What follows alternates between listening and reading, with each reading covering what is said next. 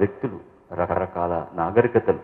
ఇప్పుడైతే మరీ ప్రపంచం అంతా కలిసిపోతుంది. వారు అన్నట్టుగా ఇంటర్నెట్లు అవి ఇవి చూసి వేదిక మీద ఒక స్త్రీ పాత్రధారిణి వచ్చి ఒక సభలో కూర్చున్నప్పుడు ఎలాంటి బట్టలు వేసుకోవాలనేటటువంటి నిర్ణయం కూడా చేసుకోలేని ఒక అమాయక పరిస్థితి అనుకోవాలా, లేకపోతే మరొకరు అనుకోవాలా? కేవలం అంగాంగ ప్రదర్శన చేస్తేనే తర్వాత అక్కడ కూర్చున్న హీరోలో నిర్మాతలో మనకు అవకాశం ఇస్తారా అనుకుని వచ్చేటటువంటి రోజుల్లోకి మన సంస్కారం కిందికి దిగజారిపోయింది. ఇది నేనేం గట్టిగా చెప్పదలుచుకున్నా, నాకేం ఇబ్బంది లేదు. ఏ హీరోయిన్ నా మీద కోపం వచ్చినా పర్వాలేదు, ఎందుకంటే చాలా మందికి తెలుగు తెలియదు కాబట్టి వాడికి ఇది అర్థం కాదు. ఇలా జరుగుతున్న సందర్భంలో గతంలో వచ్చినవన్నీ కూడా సినిమాలు ఎవరైనా డబ్బు పెట్టిన తర్వాత డబ్బు సంపాదించుకోవాలనే చేస్తారు. కానీ దాని వెనక ఒక నిబద్ధత, ఒక బాధ్యత సమాజం పట్ల. ఈ అమ్మాయి గురించి కూడా చెప్పాలిగా, మళ్ళీ లాస్ట్లో లేనిపోయింది. డబ్బులు ఇచ్చినా చెప్పాలి, తప్పదు. మాకు చెప్పినట్టే. చాలా బాగుందమ్మా, చాలా బాగా చేస్తున్నావు. ముఖ్యంగా నీ డ్రెస్ సెన్స్ చాలా బాగుంది.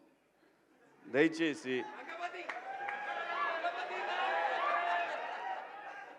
ఇంకో విషయం చెబుతున్నా, అమ్మాయిలు హీరోయిన్లు ఏ బట్టలు పెడితే వేసుకొని పోతే మనమే దరిద్రం అనుభవించాల్సి వస్తమ్మా. ఏమనుకోవద్దు, హీరోయిన్లు అందరూ మీరు అనుకున్నా నాకు పోయేది లేదు, లాగి పీకుతాం మనం, అది వేరే విషయం. కానీ మీ అందం చీరలోనో, మీ అందం నిండుగా కప్పుకునే బట్టల్లోనే ఉంటుంది తప్పితే సామాను కనపడే దాంట్లో ఏముండదమ్మా.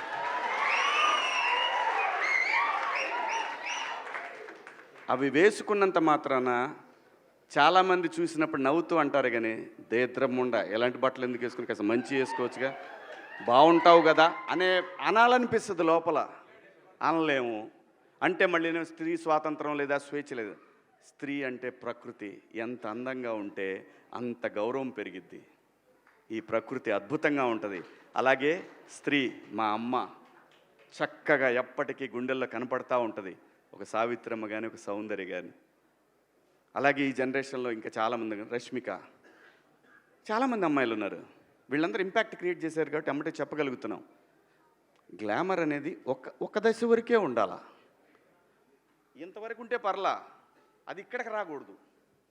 నేనేవాళ్ళే కానీ చెప్పడానికి మళ్ళీ అందరు రేపు పొద్దున పెద్ద పెద్ద వాళ్ళంతా బయలుదేరతారు, మాకు స్త్రీ స్వేచ్ఛ లేదు.